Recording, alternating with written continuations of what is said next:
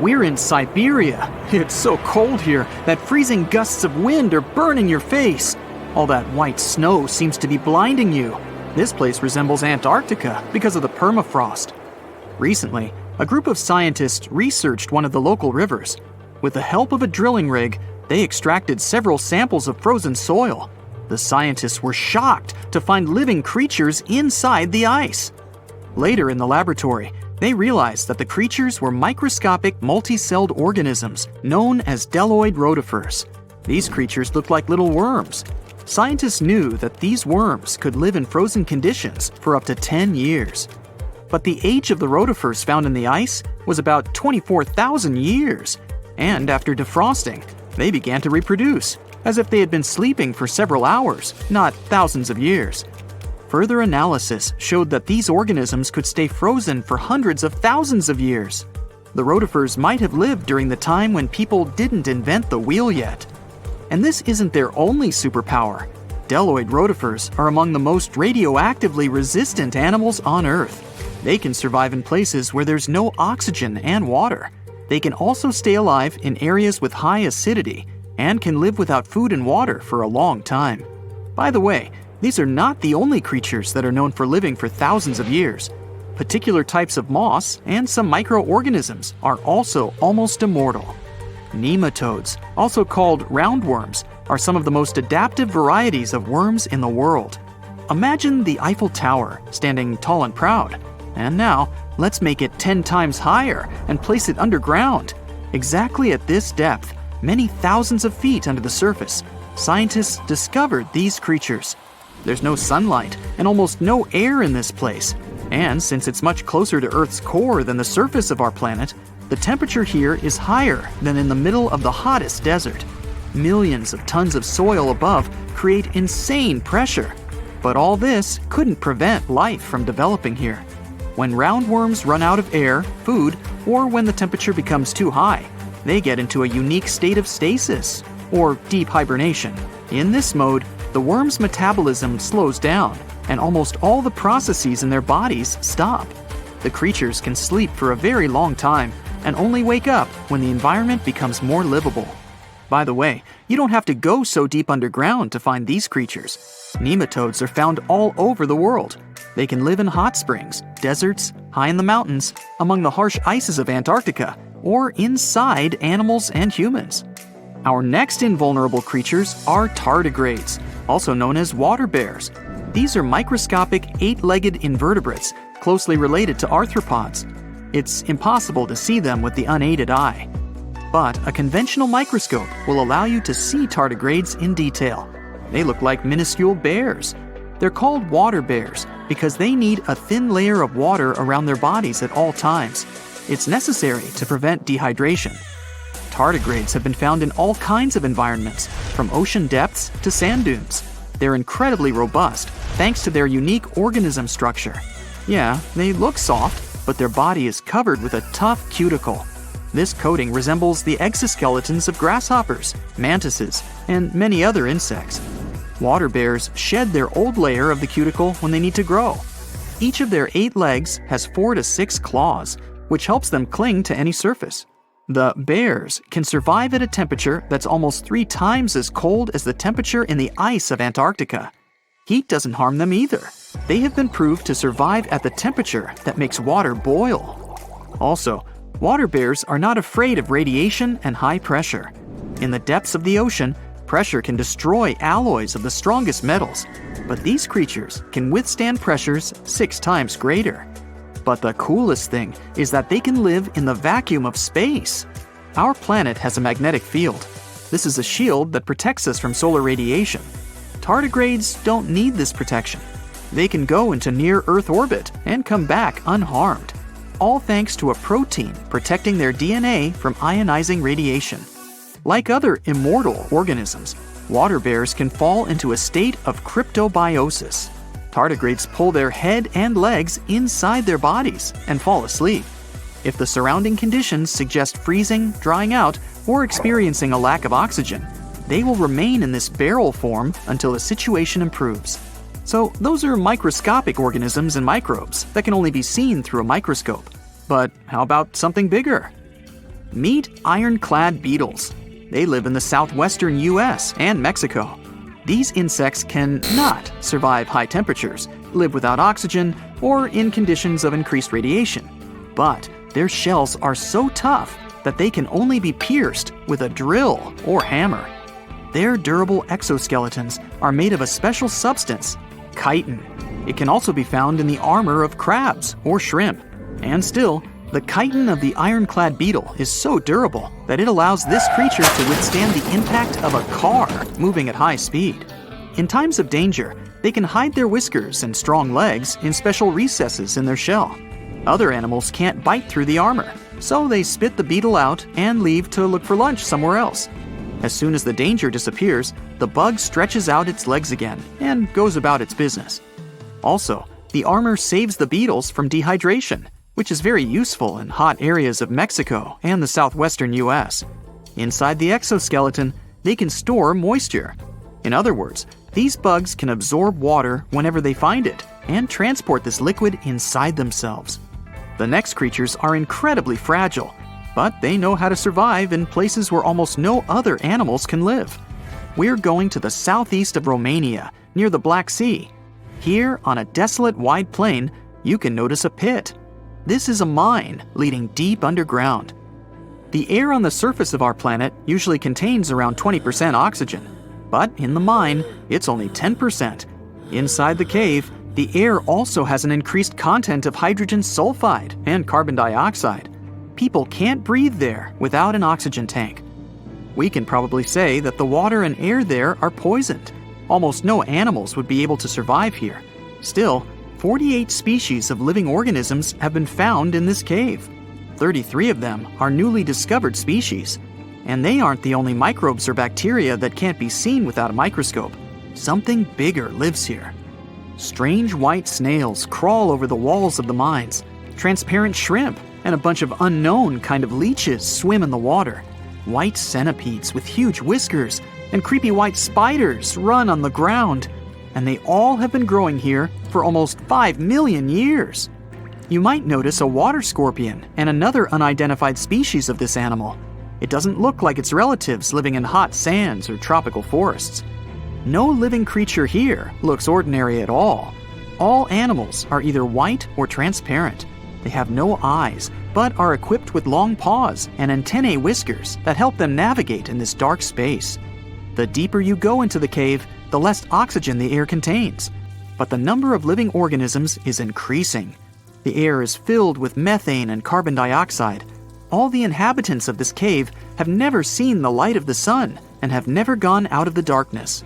It seems impossible to survive in such conditions where plants don't produce oxygen. The answer to the question of their survival is hidden in a small lake. The surface of the water is covered with strange foam. If you look closely, you can see that this white substance is alive. It resembles soft, wet paper that is easy to tear. The thing is billions of living organisms, bacteria called autotrophs. There's much more carbon dioxide in the cave than there is outside, and these bacteria, like plants, absorb it. But they don't do this with the help of photosynthesis, which means they don't need sunlight. They use water for chemosynthesis. What these bacteria secrete is food for other bacteria. And these other bacteria are food for bigger creatures. A unique food cycle that you can't find anywhere else on the planet only exists here. In 1952, an Air Force plane called C-124 Globemaster II crashed into a big mountain while flying from Washington to Alaska. Sadly, everyone on board, 52 people in total, didn't make it. The bad weather at the time made it hard to find the crash site, and even later, any attempts to locate it failed. But in 2012, a helicopter crew doing a training mission spotted the pieces of the crashed plane on a glacier called Colony Glacier in Alaska. They started looking for more pieces and confirmed it was indeed the missing plane. Since then, every summer for about a decade, different military groups have been helping in an operation called Colony Glacier. They've managed to identify 40 out of the 52 people whose lives were lost in the crash. The soldiers taking part in this mission take their promise seriously to never leave a fallen comrade behind. They believe it's their duty to bring back those who didn't make it. Another discovery comes from the Alps. In 1991, some hikers exploring the picturesque Alps stumbled upon a human body. It was half frozen in ice at the top of a mountain pass between Italy and Austria. At first, the local police thought it might be a mountaineering accident, but in a few weeks, archaeologists started claiming that this guy might have lived more than 5,000 years ago. They eventually gave the frozen fellow the nickname Ötzi. He was named after the nearby Ötztal Valley. He's become quite famous as the oldest ice mummy on record. Ötzi's frozen state might not be as unique as we thought, and that's where things get really cool. Archaeologists have another theory. See, at first, everyone was convinced that Ötzi marked the start of a cooler period because he had been frozen in the ice without any interruptions since he had lost his life. Yet, over the past few decades, glaciers and ice patches worldwide have been melting away like ice cream on a hot summer day. Not just Ötzi, but other ancient relics like bodies, hunting gear, horse droppings, and even ancient skis started to appear. So, archaeologists say there are similar sites. They found quite a few, and they all fit perfectly into this growing field of glacial archaeology. It seems like as the world warms up, it will show even more ancient secrets from the deep freeze. Moving on to another amazing discovery. In 2018, William Taylor and Nick Jarman were exploring the snowy slopes of Mongolia's Altai Mountains. They found an ancient treasure trove hidden in the ice. Inside the trove, they found a well-preserved 3,000-year-old arrow shaft adorned with ochre markings. It was in pristine condition, a rarity for organic items that old. They found other items too, like a bronze arrowhead with bits of animal sinew still attached. All of these relics had been untouched for hundreds of years, since they had been locked in the ice.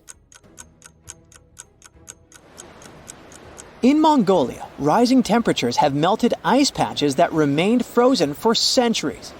Similar discoveries have been made in the Yukon, US, Italy, Siberia, and Norway. Thousands of sites have been identified. Yet, scientists are racing against time to document and preserve these artifacts before they're lost forever. The study of these artifacts challenges the definition of these environments as wildernesses and shows how indigenous people coexisted with nature there. Sometimes people find simple items too, as simple as a sandal.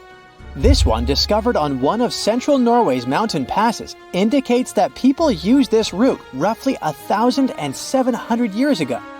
This suggests that there was less snow and ice in that area back then. The sandal, dating back to around 300 BCE, resembles Roman sandals of that era. Again, in Norway, hunters found an iron sword high up on a mountain, more than 5,250 feet above sea level. There's no nearby burial site, and it's puzzling why someone would have a sword in such a remote location. Archaeologists speculate that the owner might have become lost. Then, in 2011, unusual objects resembling giant slingshots began to emerge as the ice melted. Radiocarbon dating suggests that this particular object was crafted around 400 BCE. It measures over 3 feet long and has knife cuts. Those puzzled archaeologists until one team member recognized them as tang, or pliers, used to secure loads on sleds when transporting hay or leaving for animal food. People in the area used hay sleds with pliers until the 1950s, when tractors became more common. Now, let's get back in time to thousands of years ago. We can easily do that by looking at this woolly mammoth. This creature looks a bit like a cherished but slightly worn-out toy. This ancient giant, whose heyday was 39,000 years ago, is the best preserved mammoth ever found. Even its signature shaggy hair is surprisingly well preserved, having been trapped in glacial ice until its recent discovery in Siberia. This remarkable animal is stepping into the limelight in Yokohama, Japan. Scientists are running tests that might bring this extinct species back to life. When they stumbled upon this female mammoth, they uncovered a hidden treasure, a sample of her blood preserved beneath the ice. So they believe this ancient blood could hold the key to resurrecting the mammoth. They also found well-preserved muscle tissue. She was between 50 and 60 years old when she met her icy fate. The discovery of mammoth blood has reignited debates about the ethics of bringing back extinct creatures, like in Jurassic Park. Their ambitious plan is to implant an egg into a living elephant for a 22-month pregnancy, hoping that at least one living mammoth cell might survive. Hop on, we're going to the French Alps. We are at a spot not far from where an Air India plane tragically crashed 46 years ago. We're accompanied by a diligent mountain rescuer and his neighbor. They went to this area after a bunch of tourists had noticed a strange-looking thingy on a glacier. It was a bag.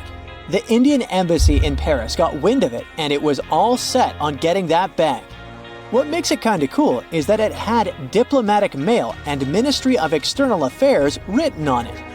The Air India flight was on its way from Mumbai to New York when it took a nosedive in January 1966. It took 117 people on board down with it. Guess what else was inside the bag besides the soaked diplomatic mail? It had a stack of old Indian newspapers. So, alongside those, they also found bits of the plane's cabin, a lone shoe, and a bunch of cables. Totally unexpected treasures on that mountain. During the summer of 2013, scientists stumbled upon a message left behind by a geologist named Walker, who had placed it there 44 years before. That message sort of served as the man's last testament. He passed away just a month after hiding the bottle in the rocks on the island. The content of the message was quite astounding. In 1959, Walker had measured the distance from those very stones to the glacier's edge, and it clocked in at a mere 167 feet. By 2013, that distance had ballooned to 400 feet. Researchers are convinced that this stark contrast between the two measurements underscores the consequences of ongoing global warming. Imagine the melting ice in Norway's mountains as a time machine revealing a treasure trove. Nearly 800 Viking artifacts tucked away for over 1,000 years have been unearthed. They give us a peek into the bustling trade networks of the Viking era and the critical role of the mountain passes in this ancient commerce. Among the finds are leather shoes, cozy woolen mittens, stylish tunics, feathered arrowheads, horseshoes, walking sticks, and kitchen gadgets from the Viking chef's toolkit. There are even Viking pack horse souvenirs. These artifacts provide us with insights into ancient travel habits and the peak times when those paths were bustling with activity, and give us a glimpse into the lives of adventurers. The Bermuda Triangle is one of the most heavily traveled shipping routes in the world. Some skeptics believe that this fact solves the Bermuda Triangle mystery. Statistically, the busier the area, the higher the frequency of accidents and disappearances. While this makes sense, it's not the frequency of disappearances that's responsible for the mystery of the Bermuda Triangle. It's the lack of explanation or wreckage found. On his very first voyage to the New World in 1492, Christopher Columbus sailed through the Bermuda Triangle. Columbus reported that one night, when he was on the deck of the ship, he noticed a giant light appear in the distance, unlike anything he'd ever seen before. Columbus looked at his compass for direction, and it gave off erratic readings. You might have noticed that the Bermuda Triangle doesn't appear on any world map. This is because official institutions refuse to acknowledge that the area actually exists. No one exactly knows how many ships and planes have disappeared in the Bermuda Triangle. The rough estimate is 50 ships and 20 planes. Most of the time, the disappearances had no explanation and no wreckage has ever been left behind. When the TBF Avenger planes went missing, a massive search operation was conducted. Boats and planes searched the Bermuda Triangle for any signs of the aircraft. One of the boats searching was a PBM-5 Mariner airboat. The airboat took flight at 7:27 p.m. and called in a routine radio message 3 minutes later. Then, it was never heard from again. No trace was ever found of the rescue airboat or the 5 Avenger aircraft. A huge investigation was launched into the disappearance of all these vehicles, but nothing was ever discovered. The Bermuda Triangle is home to some pretty intense and unexpected weather. Storms build up quickly and unexpectedly, then disappear soon after. If you blink, you might miss it. This could explain why few distress signals are issued. Pilots and sailors never saw the weather coming. A popular theory suggests that rogue waves are responsible for the many disappearances. Rogue waves are called extreme storm waves by scientists. They occur when different weather patterns take place at the same time and cause large unexpected waves that reach up to 100 feet tall. Witnesses say that the waves look like giant walls of water. These waves could explain why ships go down fast and without leaving any trace. Just off the coast of Japan, you'll find the Bermuda Triangle of the Pacific Ocean. They call it the Devil's Triangle. Between 1950 and 1954, 9 ships disappeared in this area without leaving a trace. The ship Maroon 5 was sent to investigate these unexplained disappearances when it also vanished. After this incident, the Japanese authorities labeled the area as a danger zone, and sailors were encouraged to avoid it. Some people blame all disasters on the extraterrestrial paranormal activity. Others suppose it's all about raging natural phenomena. Some scientists believe the cause of anomalies is the environmental changes. Also, there's a really high concentration of methane hydrates on the bottom of the ocean in the Pacific Bermuda area. This gas tends to set off, and when it happens, bubbles start forming on the surface of the water.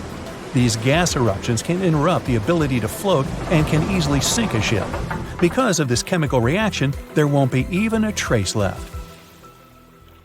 Underwater volcanoes are said to be another possible explanation for the Japanese Dragon's Triangle. In fact, they can take down even small islands. Luckily, nobody lives there. It's a pretty common thing in this area that some of them disappear underwater and others appear out of the blue because of seismic activity. You'll never find the Dragon's Triangle on any official map of the world, so nobody's quite sure about how large it is in reality.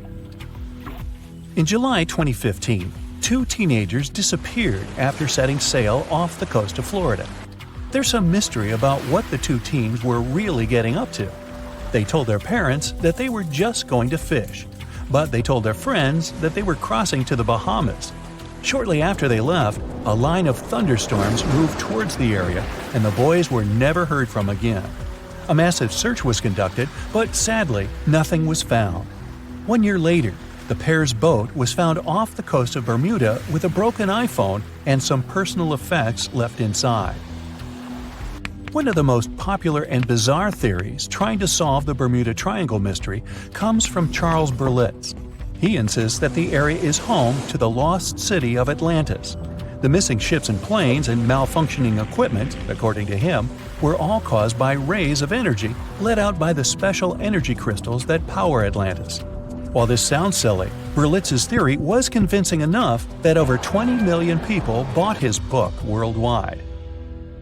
Previously, the compass wouldn't work well in the Bermuda Triangle since the lines of the 2 poles coincided here, true north and magnetic north. But if you fall into this line, your compass will behave strangely. But the magnetic north is constantly shifting, and now it's far beyond the triangle. No legend says pirates of the last centuries operate in the Bermuda Triangle, or that the Flying Dutchman makes other ships disappear. A popular theory is that ships travel to the distant past or future through a time portal in the Bermuda Triangle. Fortunately, these are all myths. Just imagine hundreds of giant tentacles reaching out to a group of ships sailing through the Bermuda Triangle. In the past centuries, they could easily sink an entire fleet, since the ships were made of wood and were lighter. Squids wrapped decks with their strong tentacles, made holes in the ship's hulls with their sharp beaks. Toothy suction cups could break the masts and tear the sails. The water was filling the holds and slowly rising to the deck. The ship sank in a matter of minutes. Survivors reached the shore and told everyone about huge monsters. This is how the legends of the Kraken appeared. Fortunately, now people have sonars and equipment for monitoring the sea space. They say the main reason why this place is so enigmatic must be the magnetic fields that form this ominous triangle. Ocean floor is made of rocks containing a lot of magnetite. It's more like iron. Magnetic fields react to the high concentration of magnetite on the ocean floor, which may start a sort of conflict between the two. It can often lead to various weather anomalies and, as a result, navigation issues. And naturally, any changes in the ocean floor or the Earth's magnetic fields influence the Bermuda Triangle a lot. Magnetic fields tend to shift their position, so do tectonic plates and even the continents, even though we never notice it. The skies are usually very clear there, but back in 1883, some people witnessed abnormal things in the area. Some claim to have seen large blocks of ice falling from the skies, and the crew even managed to save one as hard proof. Seems like the Bermuda Triangle has an alternate not only on Earth, but even in space. Spacecraft usually don't disappear into thin air though, like there's no air. This anomalous area is really large and stretches right above the South Atlantic. It occupies the area from Chile to Zimbabwe and sits right at the point where Van Allen radiation belts are the closest to the surface of our planet. The Earth has two such belts, which come in handy trapping the particles that shoot in from the Sun. They do a great job protecting the Earth from radiation. The magnetic field there is lower, so it allows the Earth's radiation belt to come closer to the surface. Whenever a satellite passes by, it will be exposed to radiation, which might lead to serious damage. So, no satellite can take pictures of it. The South Atlantic anomaly is part of the Earth where natural radiation just flows out of control. Still, there is little evidence that all these triangles are really dangerous. Many believe the Bermuda Triangle itself has been proven time and again to be nothing but a work of fiction. In fact, some shipwrecks, such as the Ellen Austin, gained popularity in the middle of the 20th century, while nobody even thought of drawing a triangle in the Bermuda area before that. The mystery was popularized by science fiction writers and became a common myth, while no serious research proved it any more dangerous than other parts of the world's ocean. So, the crew of the Ellen Austin back in 1881 weren't even aware of the Bermuda Triangle back then, let alone afraid of it. What do you think?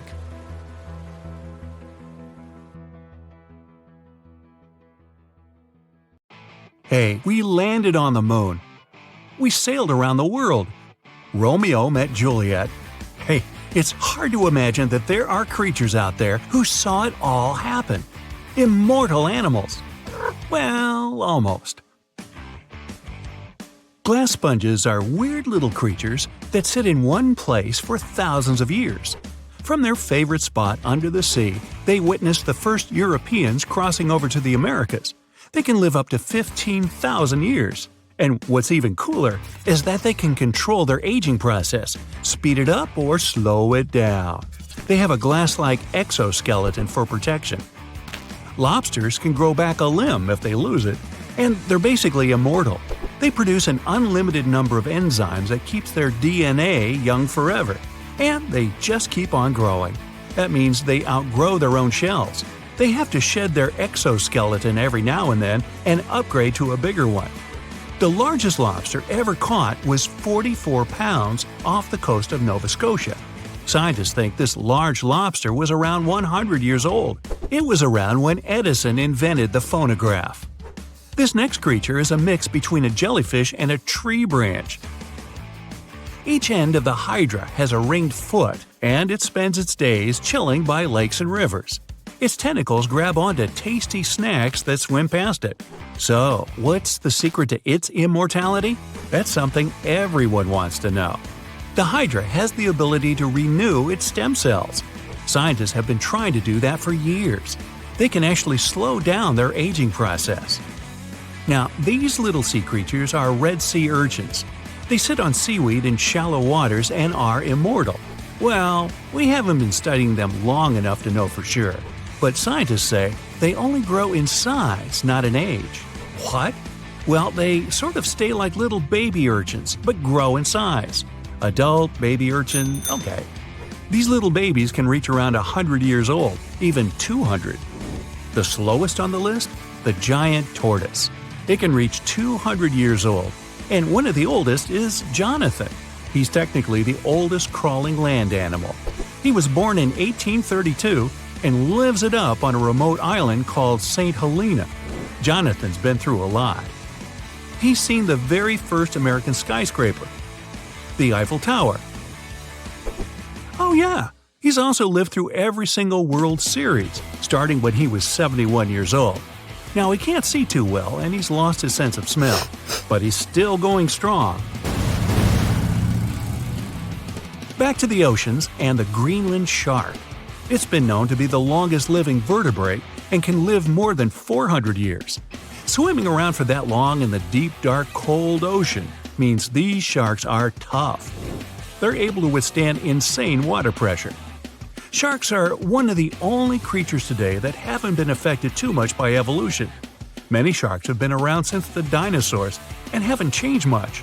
Scientists found out that they grow around a half an inch per year. So, with a little bit of quick math, they can easily find out the age of these tough sharks. Imagine seeing a shark that's older than the USA. This next creature is probably the most durable, indestructible, and cutest on the list. It's called a tardigrade, but scientists nickname it water bear because I guess it looks like one. But it's not exactly bear size.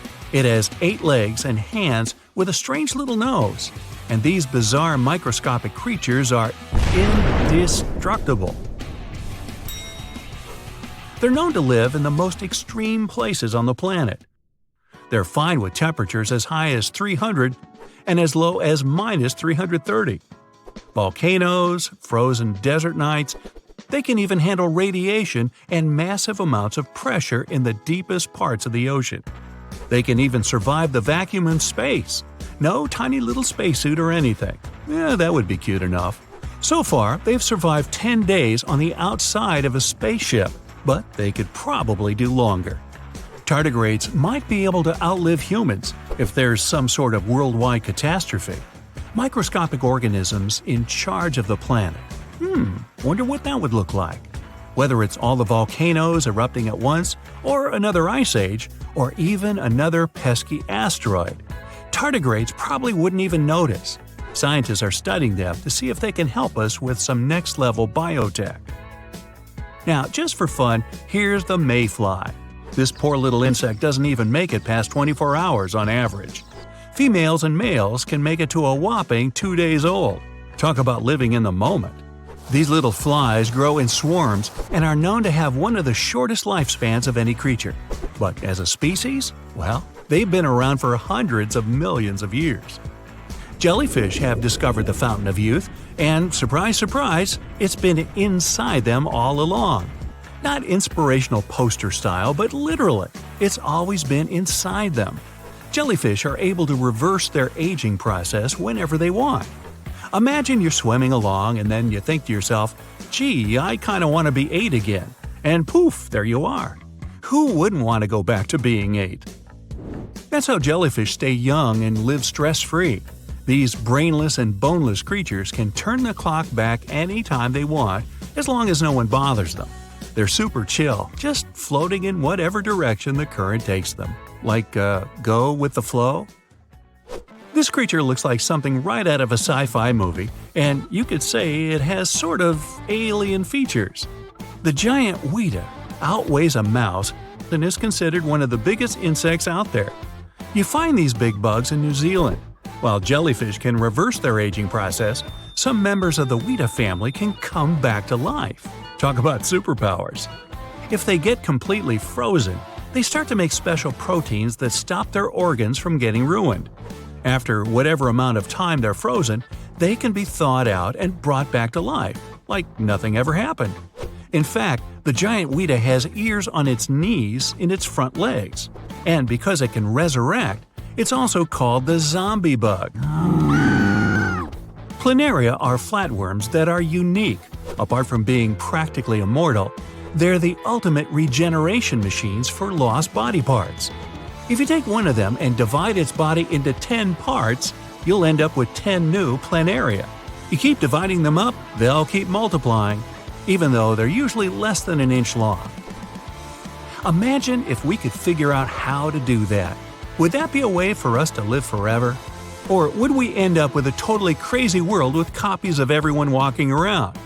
How about the world's fastest relay team, 4 identical Usain Bolts? Now, clams have been around for a really long time. Scientists have discovered that they can live up to 400 years old. These little shelled creatures are the ones that create those shiny little pearls everyone loves. A clam will go into action mode when a parasite gets inside. The clam tries to cover the parasite with a bunch of special chemicals, the same ones it uses to make the inside of its shell. That's when the magic starts to happen. When these chemicals harden up, they make a shiny, glossy pearl. The more chemicals, the bigger the pearl. Now, this long, slippery-looking creature lives deep in the caves of Europe. The olm can live up to be 100 years old. It spends its days hunting for little insects, snails, and crabs with its tiny front arms and wriggling snake-like body. Its skin is so pale that some locals even call it the human fish. Hey, wait a minute. The olm is almost blind, but it can still detect light. It just mostly does it through its skin. Like other blind animals, it has a supercharged sense of hearing and smell. It gets its distinct look from those little red gills around its neck. Of all the creatures on our home planet, this could be the only animal that could survive harsh conditions on Mars. The tardigrade. These fellas have another name because of their unusual looks: water bears or moss piglets. They live literally everywhere across the globe, from coastal dunes to mountains, from the lush Amazon rainforests to the barren landscapes of Antarctica. Some live on land, but tardigrades are creatures that need water around their bodies to enable gas exchange and generally stay hydrated. That's why they prefer soil, moss, or leaves covered with a layer of water. And since they're aquatic creatures, they usually choose freshwater bodies like lakes, rivers, and ponds. You haven't come across these cool animals before because they're only 0.02 inches long. You can barely perceive them with the unaided eye. But since they're virtually immortal, we can assume they've developed some amazing survival tactics. If we loaded them in a tiny spaceship and sent them to Mars, they'd be a little shocked at first, especially because of the temperature. Sure, they can live through a wide range, even going below minus 458 degrees Fahrenheit and up to 302 degrees Fahrenheit. And Mars might seem like a very hot planet when you see it in pictures, but the temperatures there are actually low, way lower than on Earth. I mean, it's farther from the sun and has a thin atmosphere, so temperatures there can drop to minus 200 degrees Fahrenheit or go up to 70 degrees Fahrenheit. On Earth, the lowest temperature was recorded in Antarctica. It was minus 128.6 degrees Fahrenheit, while the highest occurred in California, 134 degrees Fahrenheit. Tardigrades are also pretty resilient when it comes to strong pressure. They can take one that's 6 times bigger than the pressure at the bottom of the ocean. Now, for every 33 feet you go down below the surface, the pressure doubles. So, at a depth of 2.4 miles, the pressure is 380 times greater than at the surface. And in the very deepest parts of the ocean, it can be 1,100 times greater. The pressure on the red planet is about 6 times stronger than in the ocean depths. So I guess it's a little bit too much. It would be hard for these little creatures to adjust to such conditions. They would have to evolve through the next few generations to become even more resilient so that they could enjoy their time on Mars more. The food could be one of their main problems though. Some tardigrades mostly eat plants like moss, algae, or some flowering ones, and they like them served with a portion of bacteria. Others are carnivores that eat smaller tardigrades or other microscopic organisms. Well, they'd find nothing like this on Mars. So I guess we'd have to fill their tiny spaceships with lots of stashes of food they would be able to pull inside their tubular mouths. Now we're getting to the really tricky part: water. The red planet is a dry and dusty desert today. But come on, look at all those riverbanks and dried up deltas. Water must have flowed on its surface a long time ago. It's hard to understand where it all went, but it's highly possible most of the ancient water ended up trapped within minerals on the planet's crust. Some older research suggested that most of this water had escaped into space when the sun's radiation had ruined the atmosphere of Mars. But a new study has shown that only a little bit of water escaped, while most of it is still there, hidden and waiting for us to discover it. Also, a few years ago, researchers found signs of hydrated minerals on the slopes of the red planet, where they saw mysterious darkish streaks that seemed to flow. It mostly happens during warm seasons, since they fade when it gets cooler. These downhill flows could be evidence of real liquid water on Mars. Scientists have discovered some minerals that confirm this idea too. These minerals can lower the freezing point of water like salt does on icy roads. That's why scientists think there might be a shallow underground flow of briny water that causes these streaks. Tardigrades probably have excellent instincts, considering they can survive even in the toughest conditions, so they'd probably find water on Mars way before us. But even if they didn't do it right away, they would still have their tactics to stay alive for a while.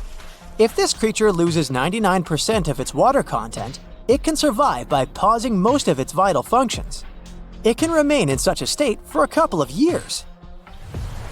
Tardigrades can absorb extremely strong impacts that would easily crush other animals, including us. They can withstand radiation levels so high that they could destroy a human. And even if we do send tardigrades to Mars one day, that won't be their first trip to space. In 2019, a spacecraft went to the moon, carrying thousands of tardigrades, the first lunar library, human DNA samples, and a DVD-sized archive that contained 30 million pages of information. The idea was to create archives of all the knowledge the human race had collected.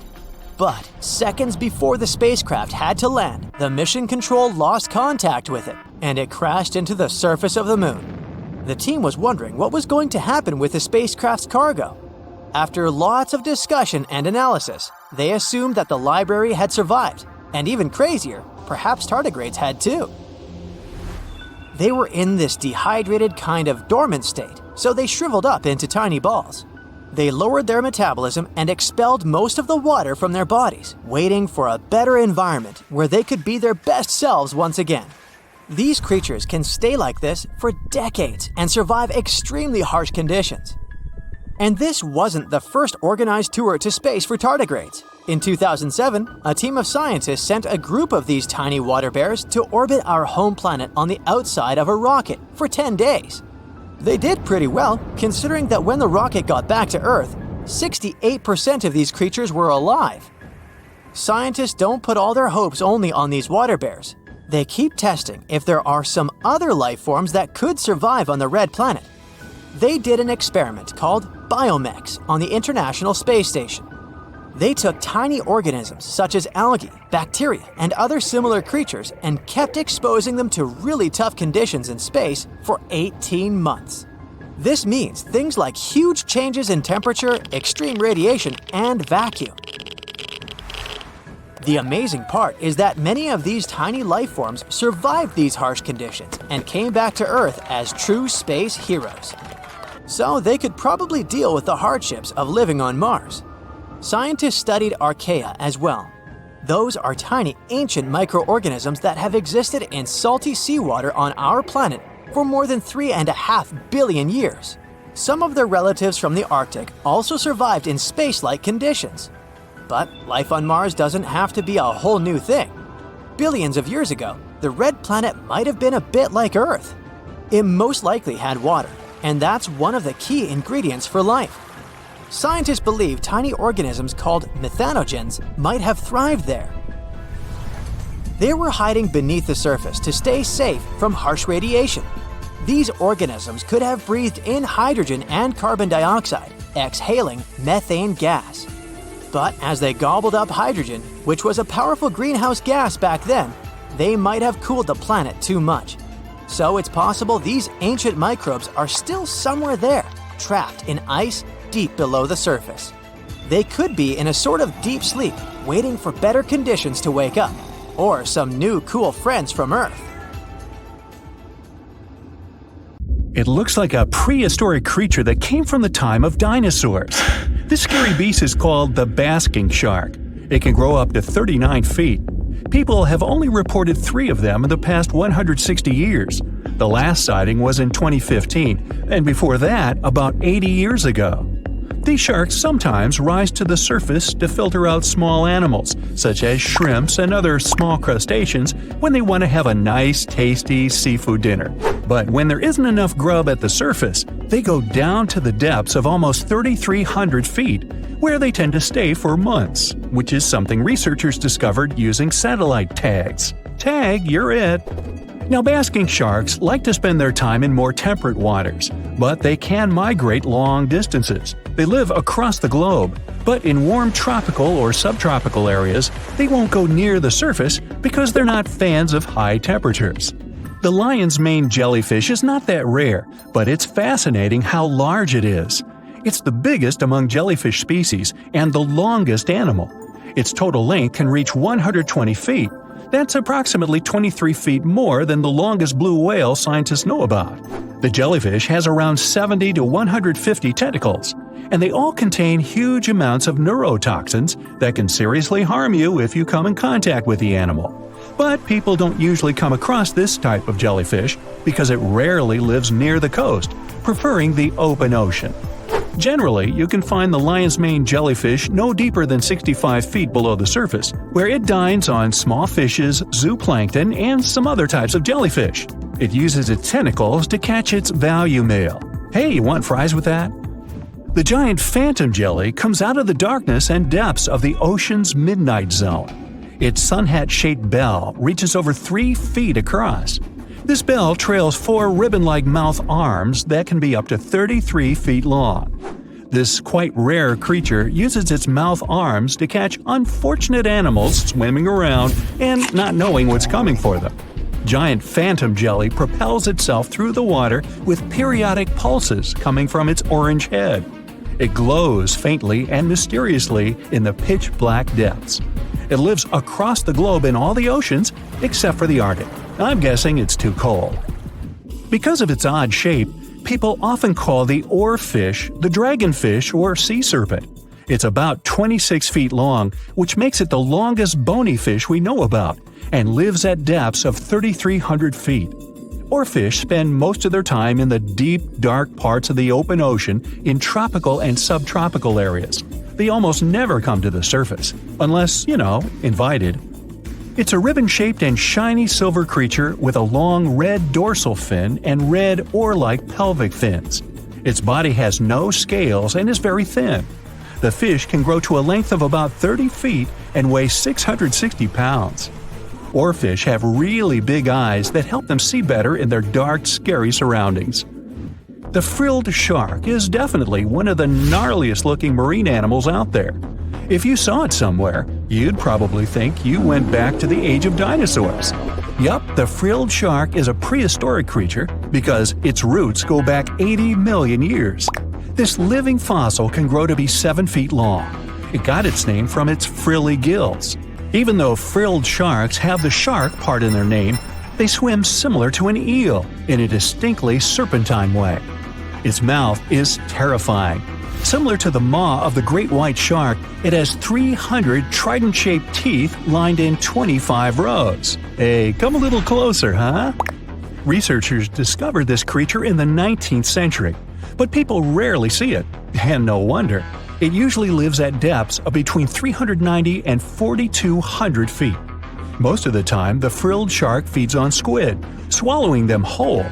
Its long jaws allowed the frilled shark to gape extra wide and swallow animals half as long as its entire body. Goblin sharks are very rare. Researchers have spotted fewer than 50 of them in more than 120 years. But maybe that's for the best, since we're talking about a pretty scary fella with a narrow snout and sharp teeth. It's also capable of thrusting its entire jaw outward when it wants to catch something. Sounds familiar. As it's lurking through the dark depths of the ocean, a goblin shark sees a small squid that looks quite yummy. The dangerous animal inches toward the squid. When the poor creature notices the predator, it tries to dart away, but it's too late. The shark has already thrust its jaw the whole 3 inches out of its mouth. This jaw is connected to the flaps of skin the shark can unfold. This helps a lot because the goblin shark is a sluggish animal, so it's pretty hard for it to chase its food. After finishing its lunch, the goblin shark puts its jaw back in its mouth and swims away as if nothing's happened. Goblin sharks mostly live at the bottom of the ocean. Like many other shark species, they prefer swimming alone. Here's a silver-colored creature with very rough skin. That's the ocean sunfish, with a total length of almost 11 feet. Its other name is mola. The ocean sunfish is the heaviest of all bony fish out there. People sometimes call it a swimming head because of its bizarre appearance. These creatures have such a weird shape because they're born with a back fin that never actually grows. It just folds into itself as the animal matures and creates a rounded rudder. The sunfish is a bit clumsy. It moves with the help of its mighty fins that allow the animal to swim on its side. This marine inhabitant is a solitary creature. It mostly feeds on zooplankton and jellyfish. The spotted wobbegong is one of the world's rarest sharks. It grows to be more than 10 feet long. It may not look as terrifying as some of its shark relatives, but it's pretty good at catching unsuspecting animals swimming past, mostly during the night. The animal has a spiracle, which is why it can breathe while staying still at the bottom of the ocean. It's motionless most of the time, which is why you can barely notice it. Its flat body and large pelvic and pectoral fins blend in with the underwater terrain. That's why they're so good at hiding. This ability helps when these sharks want to protect themselves too. Wobbegong means carpet shark. They usually live close to the ocean floor in coral reefs, on sandy bottoms, and under piers. People have even spotted the shark in the water that is barely deep enough to cover its flattened body. Now, blobfish lack teeth and bones, so they can't actively hunt. Since they don't have much muscle mass, they can barely move around. Hey, I had a roommate like that once. They get their energy from animals they scoop up from the seafloor. They also know how to conserve this energy. That's how it usually goes with deep-sea creatures. They don't have as much food as those animals that swim closer to the surface. Instead, they have special body mechanisms that allow them to save energy for the times when they don't have much to eat. Pressure at the depths where the blobfish lives is 120 times as high as that at the surface. That's why the bizarre creature looks like a weird gelatinous mass only when you bring it up to the surface. The pressure here is not strong enough to keep its body together. Hey, breaking up is hard to do. The white margin stargazer could compete with the blobfish for the title of the ugliest animal in the sea, don't you think? Now, this animal has eyes on the top of its head, together with an upward-facing mouth which the creature uses to hide itself in the sand. That's where it spends most of its time, with only its eyes protruding from the sand. It chills this way until some small animal passes by. It can lunge at its target incredibly quickly, literally within milliseconds. This creates a vacuum in the water that pulls in a crab, fish, or some other small, unfortunate animal. Another tactic involves venom. This fish has a venomous spine in its shoulder blade that helps with catching other animals and defending itself against enemies. Even though it's not related to the electric eel, the white margin stargazer can generate an electric shock as powerful as 50 volts. Ow! Do you know how harsh the water around undersea volcanoes is? It is so acidic that some samples even showed it to be at a level between stomach acid and battery acid. This water also contains so many chemicals that are toxic to normal marine creatures and plants. And yet, some species have found a way to live near or inside hydrothermal vents, like this special type of shrimp. This mysterious creature from the dark depths of the ocean has adapted to grazing bacterial filaments using its small claws, which are similar to garden shears. Hydrothermal vents stemming from the volcano coat the rocky surface, which means that all those creatures living down there get something to eat. In fact, undersea volcanoes provide 3 very important life-sustaining elements in those areas: minerals, hot water, and bacteria. Whenever there's an open fissure in the ocean floor, water seeps into it. Bacteria living in the crust of our planet then move in and remain in the hot water. The temperature of the water there can go up to 750 degrees. When the fissure erupts and expels the heated water, these bacteria get expelled along with it. there's something else that comes along for the ride. Many nutritious minerals that resided in the rock that has been dissolved by the super hot water. The warmth coming from the vent and the minerals sustain the bacteria and give them the perfect chance to multiply. In many cases, the first sign of life around an underwater volcano is a thick coating of bacteria. The bacteria develop stable colonies, which is why other deep-sea creatures that inhabit these dark areas use them as food, like these shrimp.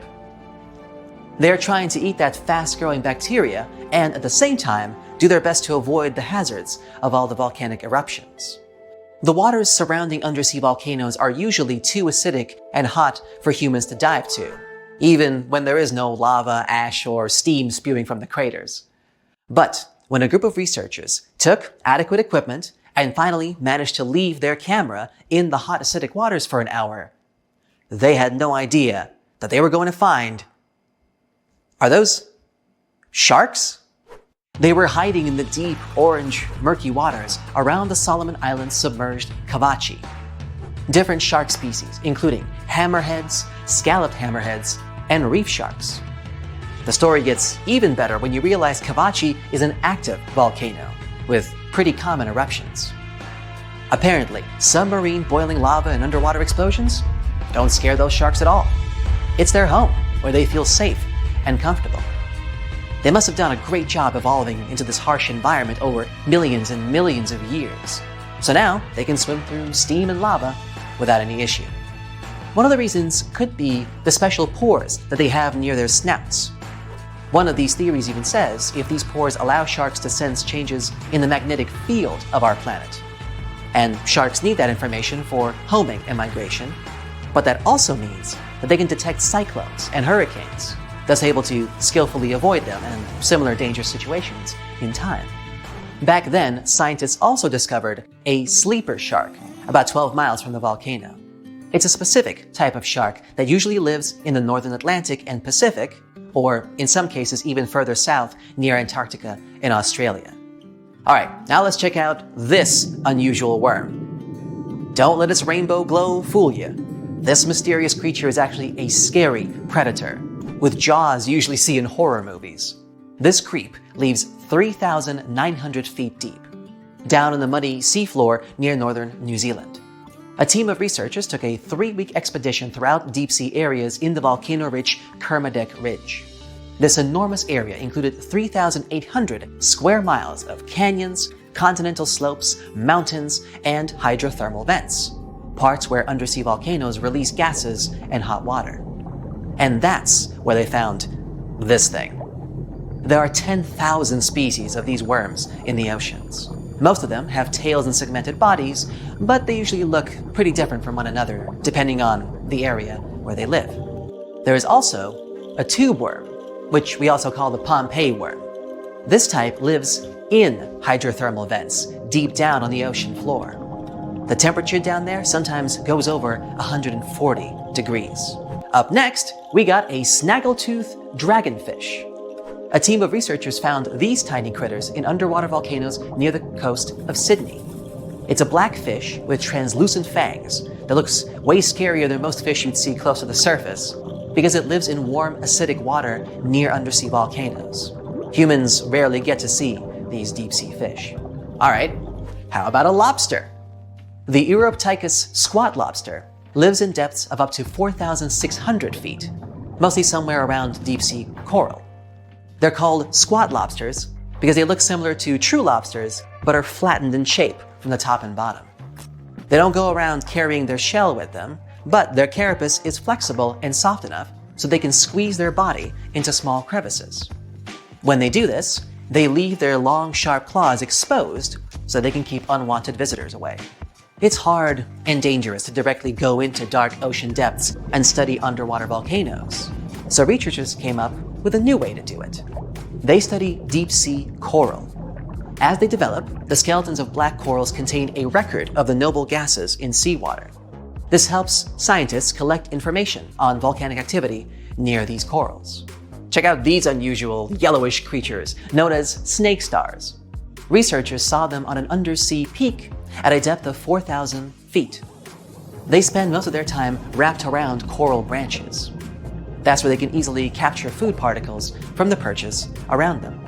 Volcanic vents themselves hide some very pretty unusual creatures, such as these small hairy red-eyed crabs too. They live among rocks on the summit of seamounts in dark depths of up to 3,000 feet.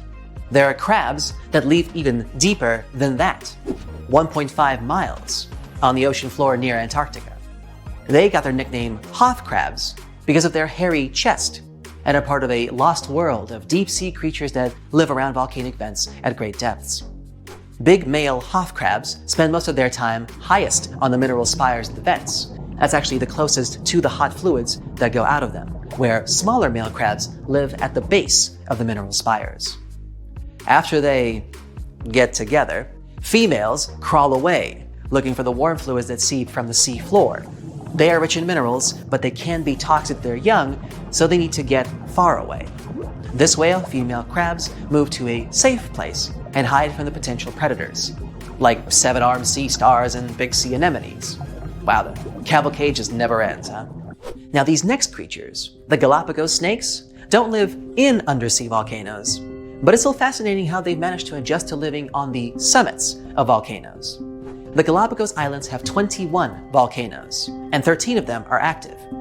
It's a unique area with many animal species that you won't find anywhere else on the planet.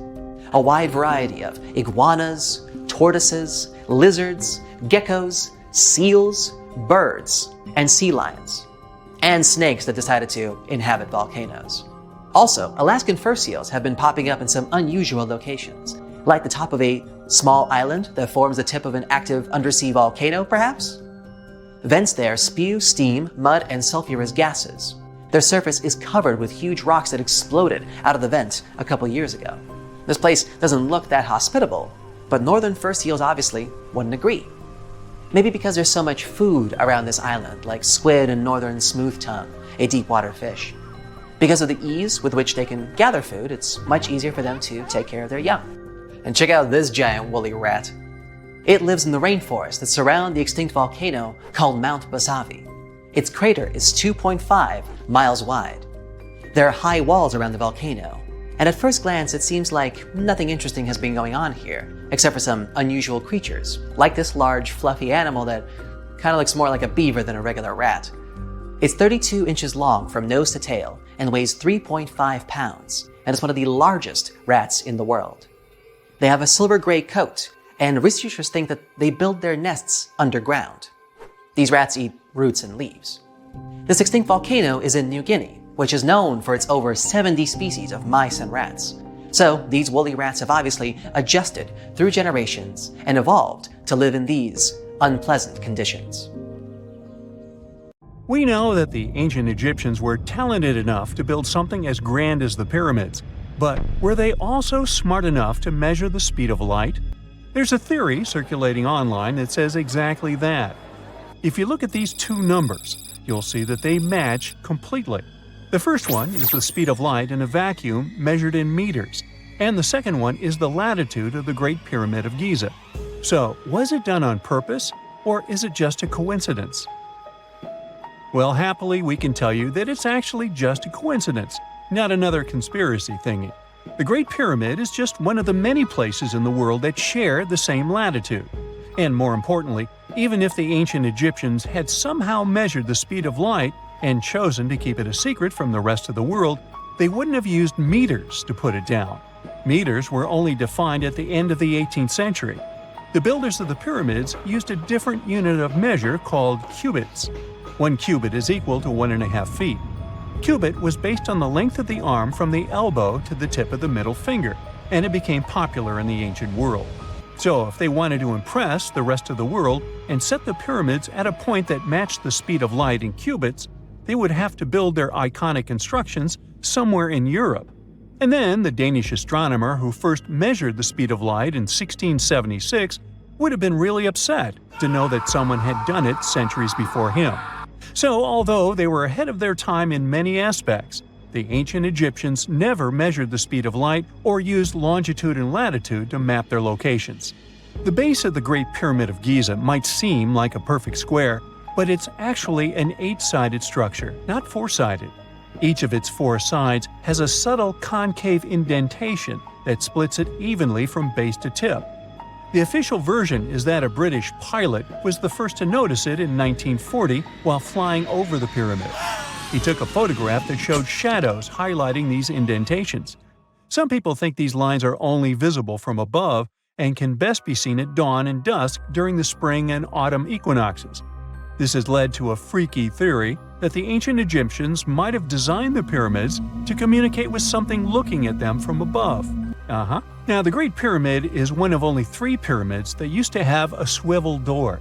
It weighed around 20 tons, but they could still easily open it from the inside.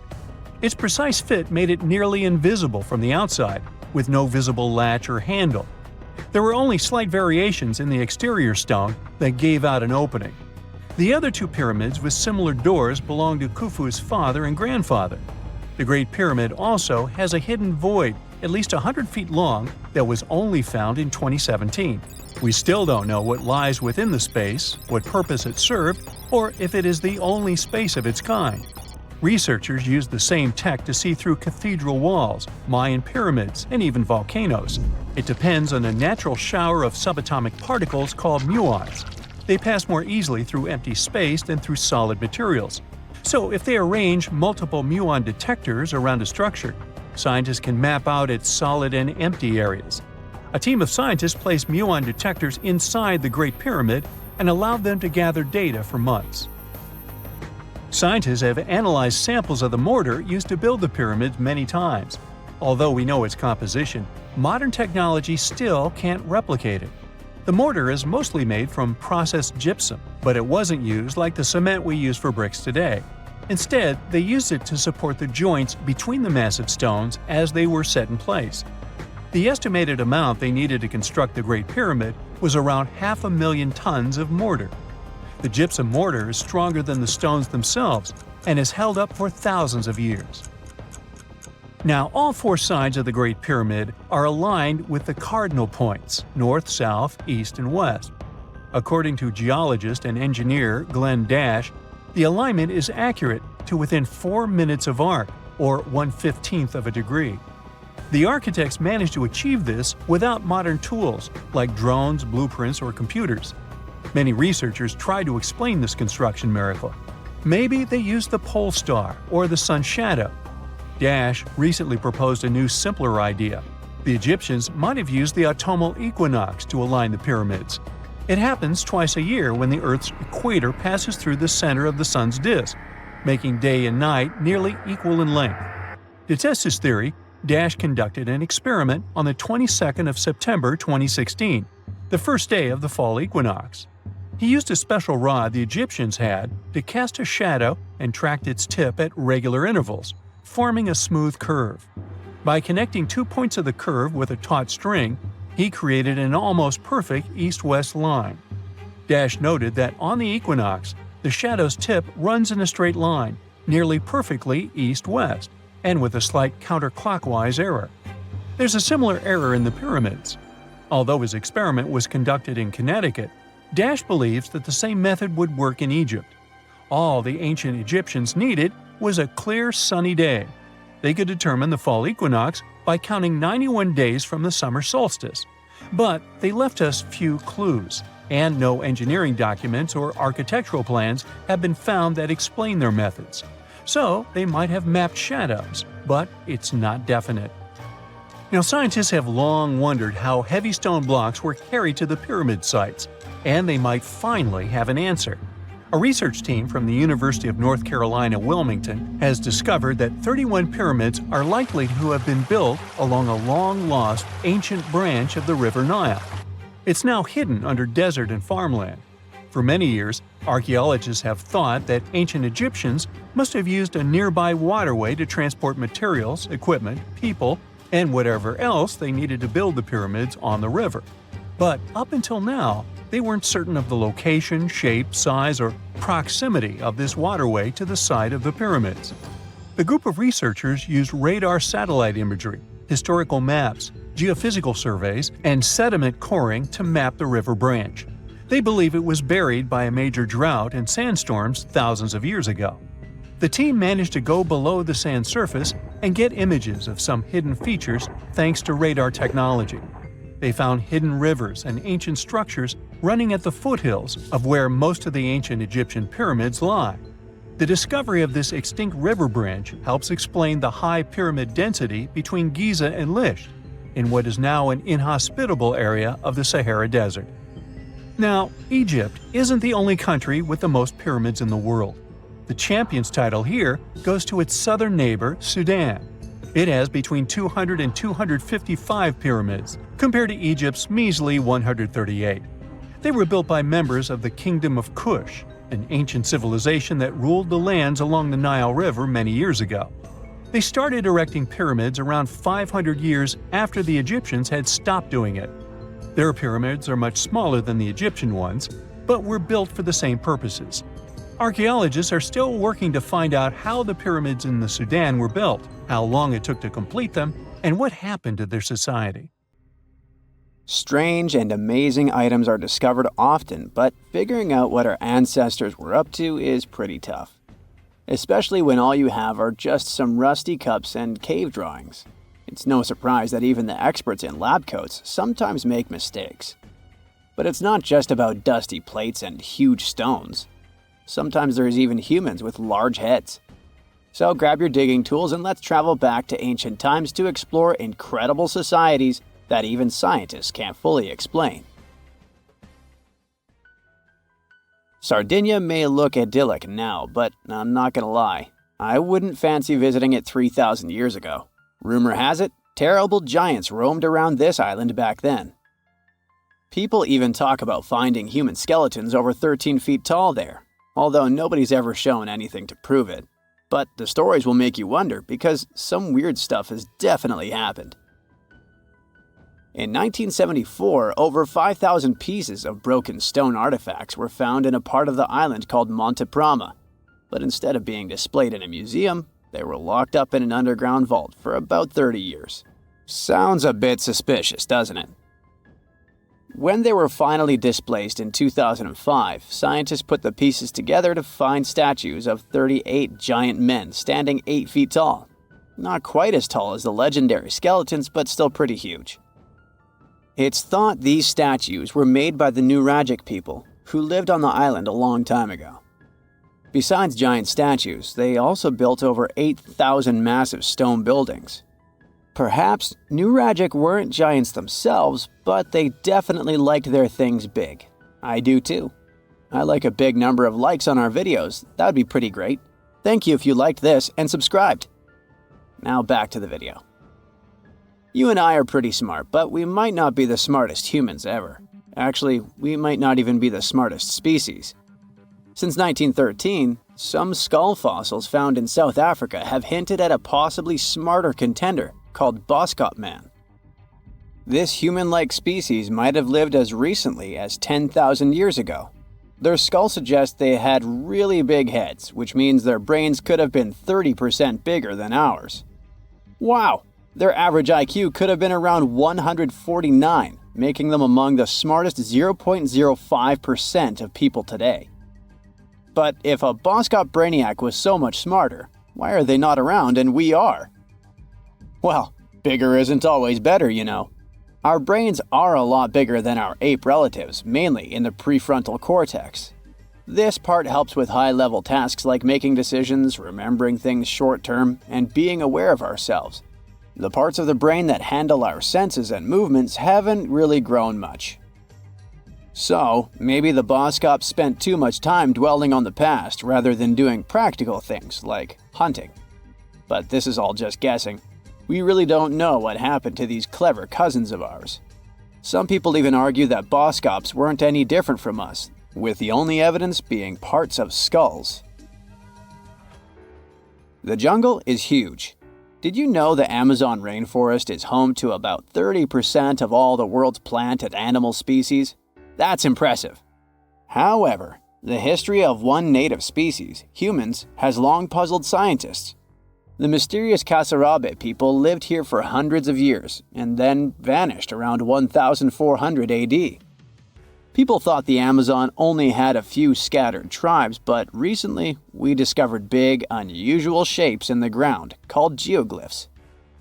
These might look like simple shallow ditches, but they're actually the remains of a vast civilization that spread over 5,000 square miles and includes about 450 markings, some as wide as 1,300 feet. That's insane! They likely contained ceremonial buildings and could have hosted up to 1 million people as recently as 550 years ago. Thanks to new technology like LiDAR, which uses a safe laser to map the forest without harming it, we can explore deeper. In 2019, some scans showed miles of raised roads and pathways and even pyramids over 70 feet tall. They found 26 separate settlements, 2 of which were at least 250 acres each. Damn, that's like 330 soccer fields. It's not certain what happened to the Kasarabi people. Maybe European conquistadors drove them out. Maybe the most baffling ancient civilization is one we've never actually found a trace of. Yep, I'm talking about Atlantis, the grand city that supposedly sank into the ocean. The first mentions of Atlantis come from the ancient Greek philosopher Plato, who talked about a great city near the Strait of Gibraltar. But for ages, everyone just thought Plato made up Atlantis as a perfect version of his own Athens. So why, about 12,000 years after it supposedly vanished, do we still wonder if it might be real? Well, in the 19th century, U.S. Congressman Ignatius Donnelly wrote a book giving 13 reasons why he thought Atlantis was more than just a myth. Then, in 1965, some folks thought they actually found Atlantis when they discovered the Richat structure, a massive 25-mile-wide dome in Mauritania, Africa. It's so big that you can see the whole thing from space. 2 astronauts flying over the Sahara Desert spotted this giant eye staring back at them and thought they'd made the discovery of a lifetime. Unfortunately, there's no solid evidence linking this structure to Atlantis. It's believed to have formed from volcanic activity about 100 million years ago. But it does look suspicious, doesn't it? Still, we're no closer to knowing the truth. Imagine going back to about 3,300 BCE and finding yourself in South Asia. Welcome to the Harappan civilization. These people were way ahead of their time. They had cities like Harappa and Mohenjo-Daro, complete with baked brick houses, sophisticated drainage systems, and even public baths. This place might have had over 5 million people, making it one of the densest regions at the time. They also invented a system of standardized weights that was incredibly useful for traders. And trading they did. These people had connections stretching all the way to the Middle East, thanks to their great skills in metallurgy. They even had a form of ancient branding. The seals were used to stamp clay on trade goods. Despite being so advanced with a thriving urban life, there's a whole bunch of mystery shrouding their language and script. We've got bits and pieces of their writing, but no one's deciphered them yet, even with all the technology we have today. We also still don't know how exactly their society worked. It looks like they didn't flaunt their social status as much as other civilizations. No grand palaces or massive monuments. Instead, their largest buildings might have been granaries. They sure were practical. Unfortunately, all good things must come to an end. Around 1800 BCE, this bustling civilization started to decline, possibly due to shifts in river patterns. As the environment changed, the Harappans packed up, moving towards more hospitable lands. Ever heard of the Minotaur? The beast with a bull's head and a man's body, hunting the bravest travelers in a massive maze. Well, this wasn't just any old tale.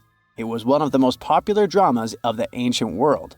And it was inspired by this place, the island of Crete. The Minoans lived here during the Bronze Age. They had stunning palaces, amazing frescoes, and a culture so rich it still fascinates historians to this day.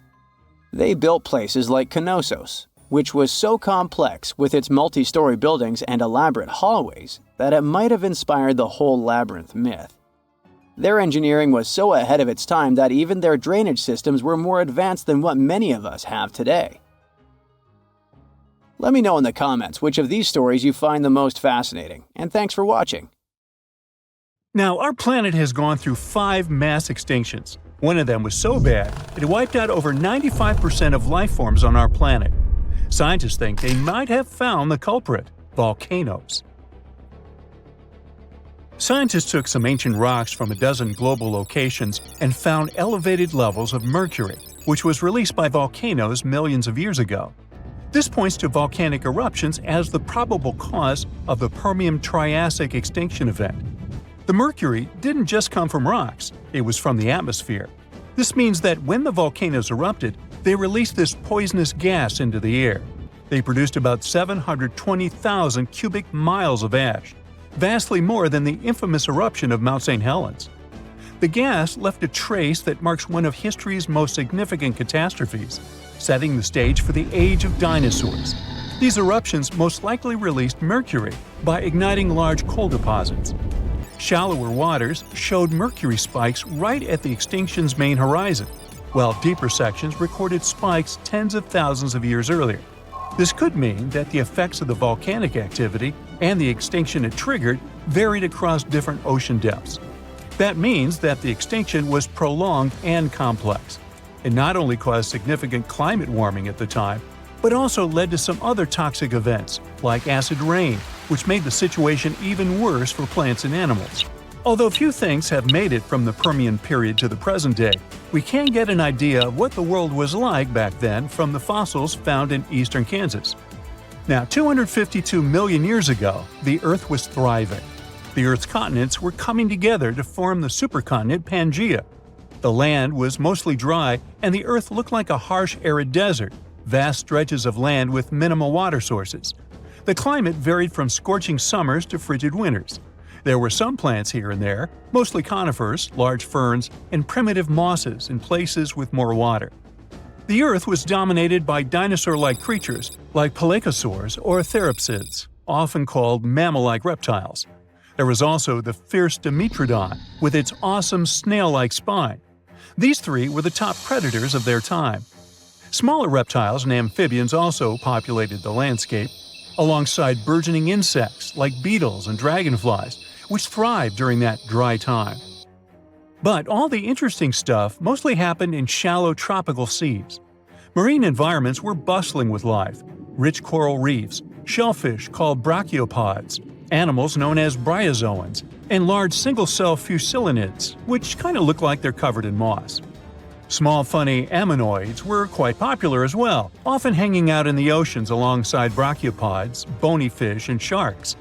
Creepy trilobites, ancient marine creatures that first appeared 500 million years ago in the Cambrian period, but then persisted up to the Permian period. Trilobites were very diverse, active predators to scavengers or plankton eaters. However, almost all these beautiful creatures were about to disappear during the Permian-Triassic extinction. Now, this extinction was truly ruthless. More than 2/3 of amphibian and reptile species disappeared, and nearly 1/3 of all insect species were wiped out. Usually, the insects are resilient survivors, which shows how catastrophic this event was.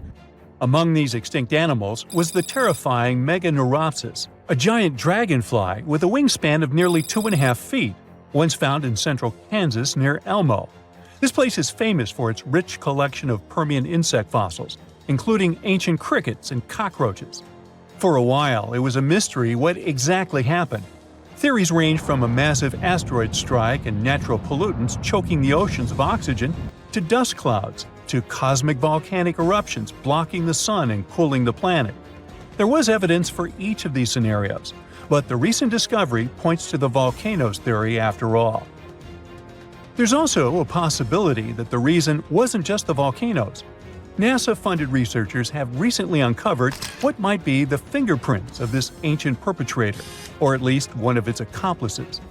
By investigating rocks around the globe, they've found evidence pointing to a massive asteroid strike as a possible culprit. They found unusual molecules shaped like soccer balls, known as fullerenes. These molecules contain rare gases that usually come from space. This suggests that an enormous space rock, perhaps as large as Mount Everest, crashed into the Earth, contributing to extinction. There seems like there might have been a series of catastrophic events. The volcanoes were spewing vast quantities of lava and gas that altered the climate, Pangea was forming and disrupting weather and ocean patterns, and an asteroid decided to join in as the cherry on top. Lucky for us, nature is super persistent and always finds its way to be reborn. This just proves how resilient the Earth is. Now, what's interesting is this wasn't the only time that happened. The Late Devonian extinction, which happened around 360 million years ago, is also tied to volcanic activity. Volcanic eruptions and the proliferation of land plants could have altered the nutrients flowing into the oceans. The Triassic-Jurassic extinction, which happened around 200 million years ago, a bit before the dinosaurs, might have also been a result of a volcanoes plus asteroid impact combo. And finally, about 66 million years ago, the last dramatic shift happened on Earth. Our planet went from the age of dinosaurs to the age of mammals. This momentous change is known as the KPG extinction. Just like the Permian extinction, it was a sudden event that ushered in new forms of life. And, once again, there are two major theories about what happened. The most popular theory tells us that the dinosaurs disappeared because of a massive asteroid. The Chicxulub meteorite smashed into present-day southern Mexico, creating the Chicxulub crater. The meteor was about 6 miles wide and hurtling towards Earth at incredible speeds. The impact was so powerful that it vaporized everything nearby instantly and released more energy than any other event in a billion years. The aftermath was catastrophic. Earthquakes shook the continents, and the ground itself heaved like a stormy sea. As the dust thrown up by the asteroid settled, it fell back to Earth like rain, heating up the atmosphere so much that forests worldwide burst into flames. Not far behind was a gigantic tsunami, stirred up by the ocean floor's upheaval, which swamped coastlines near the Gulf of Mexico. Not all dinosaurs perished immediately. In places like New Zealand, some dinosaur populations survived initially. However, a dark, ash-filled sky eventually covered the globe, blocking out the sun and plunging the world into cold and darkness. The long-term effect of the asteroid is what really sealed the fate for dinosaurs. Without sunlight, the food chain collapsed rapidly. Herbivores slowly disappeared, followed by the carnivores that depended on them, and the ash settling back to the Earth exacerbated the environmental upheaval, with fluctuating temperatures making survival tough. But there's another theory that says that, like with the Permian extinction, the asteroid was just the cherry on top. The dinosaur extinction was inevitable because of the volcanoes. Around 1 million years before the dinosaurs' demise, massive volcanic activity began under where India is today. This event created the Deccan Traps, a vast plateau formed from layers of lava that covered an area as large as France. For hundreds of thousands of years, these volcanoes spewed sulfur dioxide and carbon dioxide into the atmosphere. This turned the skies dark and the rain acidic, poisoning food sources and turning oceans into toxic baths. These changes were gradual but relentless, stressing ecosystems, breaking food chains, and leading to a slow but steady decline in many species, including the dinosaurs. Although it's not certain which theory is true, scientists now think that both were equally to blame. Maybe one day we'll have a clear picture of how the reign of the dinosaurs came to such an abrupt end. Back in the day, from 774 to 775, Earth got hit with a mega blast of radiation. This crazy burst of energy left its mark. 3 rings from that year show way too high levels of radioactive stuff. But what exactly caused it? Scientists are inclined to think that the reason was a solar flare. Some folks think maybe a massive supernova caused the radiation blast. But astronomer Phil Plait says that if that had been the case, it would have had to be less than 1,000 light years away and would have been crazy bright. But there's no record of that happening. No bright, shiny Death Star in sight. After looking at the radioactive carbon and beryllium in tree rings, scientists ruled out a bunch of other possibilities. At first, they considered that it was a smash-up between neutron stars or a neutron star and a black hole. These types of crashes produce a super quick blast of gamma rays without any light show, which lines up best with the evidence. But these kinds of collisions are super rare. Plate thinks it's kinda unlikely that this is the answer. He figures we should only see one of these events in our galaxy about once every million years. So having one just 1,200 years ago seems pretty wild. Scientists are seriously worried about these rare events. If one happened closer to Earth, it could seriously mess up life on our planet. Even if it was thousands of light years away, a similar event today could cause chaos with all the fancy electronic systems we've come to rely on. So it's a good thing those gamma ray bursts are so rare, because if they were more common, Earth might be in for a rough ride. You may think that if our planet could withstand mega radiation blasts, it can easily withstand something less frightening. Let's say grasshoppers. Sorry to say that, but it's not exactly true. Back in 1874, during a hot summer in Kansas, things took a strange turn. Grasshoppers, or should I say locusts, invaded the Great Plains like nobody's business. They came down like a storm, blanketing houses, trees, and even poor trains passing by. These bugs were on a mission to cause chaos. Farmers had to scramble to protect their wells and just about anything else worth saving. Locusts landed everywhere, wreaking havoc on everything in sight. Even poor sheep lost their wool. Locusts even stripped paint off wagons and handles off pitchforks. This is how destructive they were. Livestock tried to fight back by eating them, but there were just too many of these insects. That year, those critters caused about $200 million in crop damage. The locust invasion was so tough, even the US Army stepped in to help. In the end, locusts began to disappear, sparing the plains from further devastation. Natural disasters can be even more unexpected than radiation blasts from space and locust invasions. Check this out. Back in June 2017, a reindeer herder up in northwest Siberia was minding their own business when they suddenly heard a crazy loud blast and saw smoke shooting up from the ground. If that happened to me, I'd need to change my pants. Sorry. Later on, they found this huge hole that was like 23 feet wide and nearly 65 feet deep and was surrounded by chunks of ice and dirt. It turned out that there were over 17 such black holes in the area. They were filled with peaty water and shrouded in mystery. Some folks thought those were sinkholes.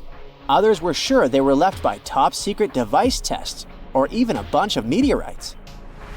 Now, the latest idea is that these holes are actually craters caused by the Arctic warming up and melting the frozen ground. The theory states that as the ground thaws, gas pockets trapped beneath the surface burst through, creating such dramatic holes. Apparently, these eerie craters have been showing up in specific spots in Siberia where ancient geological faults have been leaking out hot natural gas for ages. Combine that with some leftover methane from old lake sediments, and you've got a recipe for some explosive surprises as the planet heats up. Not scared yet? Alright, maybe you're afraid of darkness, huh? If so, you wouldn't like it back in 536. It's the year when the world went through a crazy 18-month period of darkness. A mysterious fog covered Europe, the Middle East, and parts of Asia, blocking out the sun and causing chaos. It was like the Dark Ages, but for real. It turns out that the main culprit behind this fog was a volcanic eruption in Iceland. This eruption spread ash across the northern hemisphere, causing temperatures to drop and crops to fail. People were freezing and starving. It was a mess. Historians from back in the day even talked about how weird it was. The sun looked like the moon. Summers were freezing cold, and even China had summer snow. It was all because of the volcanic ash blocking out the sun. And to make things even worse, this period of darkness sparked the beginning of the bubonic plague in 541.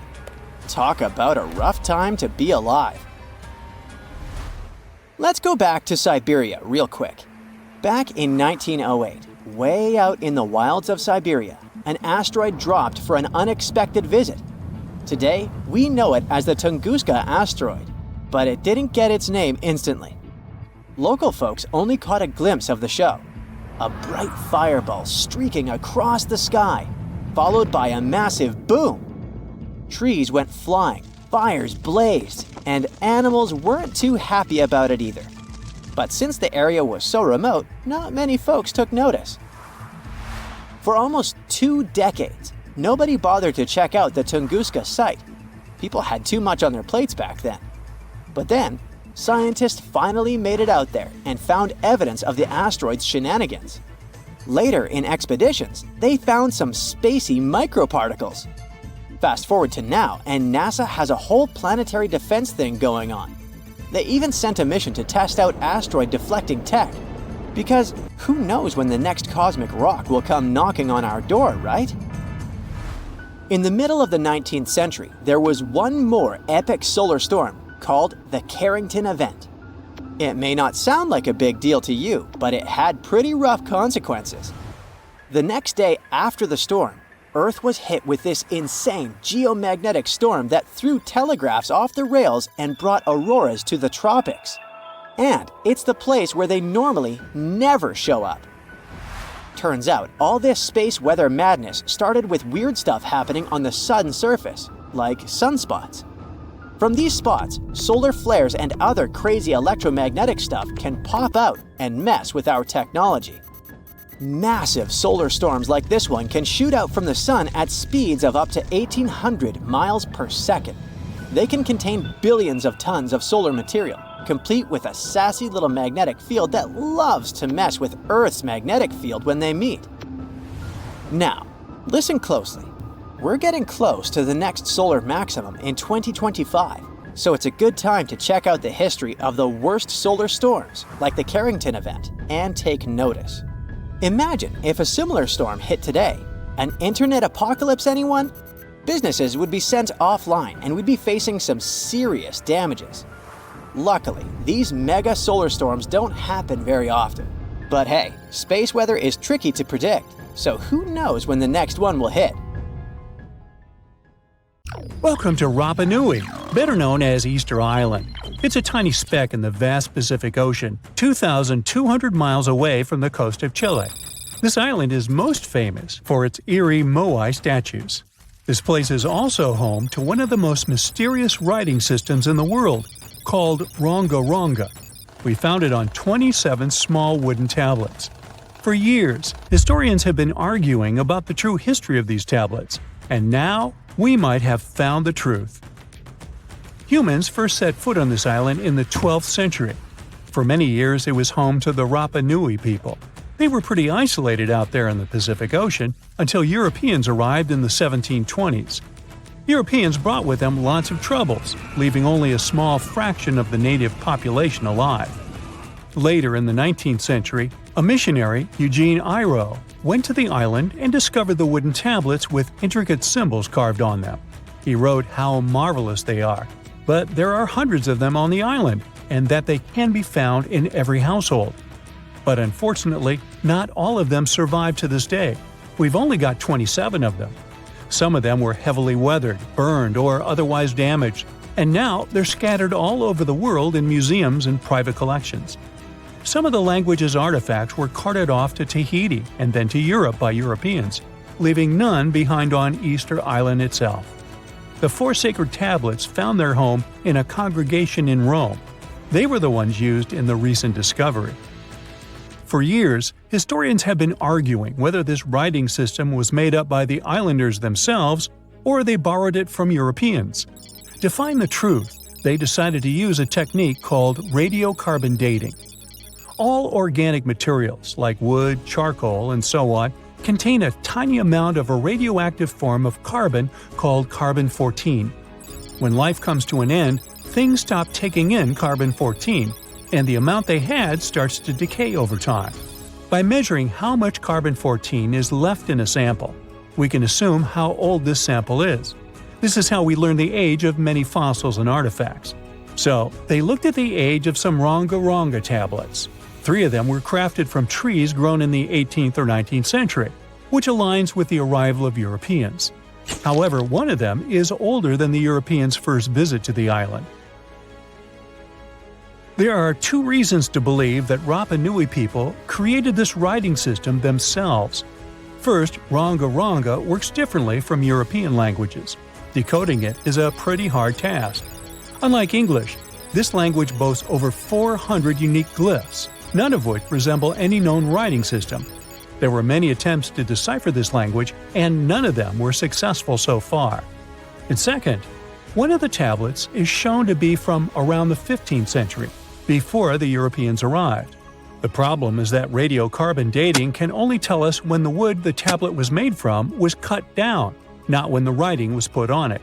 And since we've only got one tablet to go by, this isn't enough to be completely sure. On the other hand, why and where would they preserve cut wood for over 200 years just to grab it and write something on it one day? But anthropologists and historians say that it's possible. Scarce wood resources might have led the islanders to reuse old driftwood, which could be centuries older than the writing itself. This is known as the old wood problem in archaeology. Plus, the tablet looks very preserved. It was maintained to protect it from wood-damaging insects, humidity, and so on. That's why it survived over the centuries. Whatever is written on it, it was probably important for the Rapa Nui people. Now, all of these are guesses and clues, but scientists are cautiously optimistic.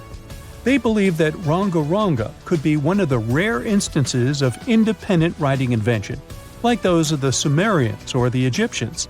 But we need more evidence. In the Rapa Nui language, Rogo Rogo means to recite or to declaim. Not everyone could write, only a select few. Probably only the elite of Easter Island, mostly men, knew and could read this written language. After colonization, none of them survived. So now we have to rack our brains trying to figure out what's written here. First, scholars can't agree on what type of script it is. We aren't even sure that this was their language. But even if it was, we don't know whether it's a primitive form of writing or a fully developed system. In the 1990s, a linguist, Stephen Roger Fisher, believed he might have cracked the code of Ronga Ronga structure. His idea was that these tablets conveyed cosmogonies. Cosmogonies are stories or narratives that explain how the universe was created and how natural phenomena came to be. They often come from ancient traditions and cultures, like those found in East Polynesia. The tablets could have talked about things like how the world began, where everything came from, and how different aspects of nature, like the stars or the mountains, were formed. This would also explain why only the wise elite could write. Fisher thought that Ronga Ronga is a mix of logographic and semasiographic systems, which means that some symbols represent spoken words, while others represent ideas or concepts. But deciphering them would be very hard because it requires extensive memory and knowing context, because the symbols are more like hints than complete expressions. However, other language experts disagreed with his ideas, saying there were problems with how he put together his theory. Unfortunately, Fisher couldn't prove this hypothesis. Maybe these are just drawings. If we look at the tablets, there are some things that look recognizable: people, animals, plants, and geometric shapes. There are some birds. One of them looks like a frigate bird, which Rapa Nui people associate with the deity Maki Maki. There are also fish, centipedes, and so on, or at least these glyphs look like them. Could it be just art or a form of decoration? Maybe, but there are some problems. The glyphs show a high degree of complexity and structure. They also keep the same style. For example, there are several symbols that show something human-like with a raised hand. The only difference is different heads. As if it wasn't complicated enough, this unique writing style also uses a system known as reverse boustrophodon. This means that each alternate line is flipped upside down, resembling nothing seen elsewhere. We don't know why they would turn the tablet upside down after each line. But all this shows that they had some sort of system and organization behind these symbols.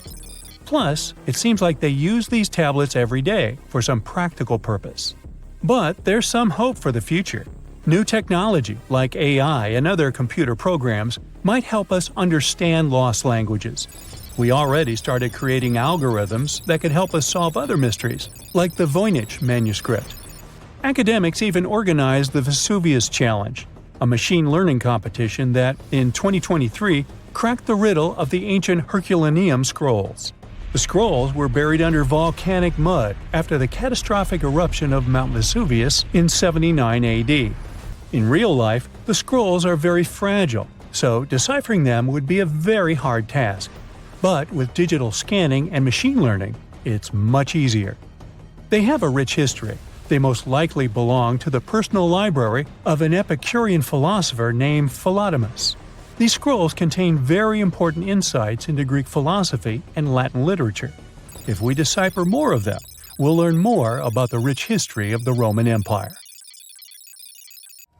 So, a team of archaeologists digging in the far north of Zambia stumbled upon something that could change all we know about early humans.